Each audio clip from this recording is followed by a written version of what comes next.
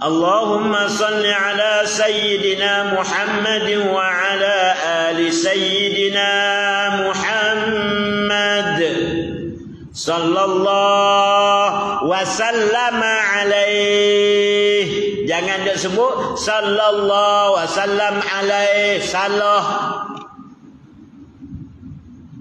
Kena mengaji juga rupanya. Tahu dengar daripada kata lagu tu salam alaih, apa dia tak tahu. Salam alaih kita pun sebut bagi jelas. Sallallahu wa sallama, salla wa sallama, sallallahu wa sallama alaih, sallallahu wa sallama alaih.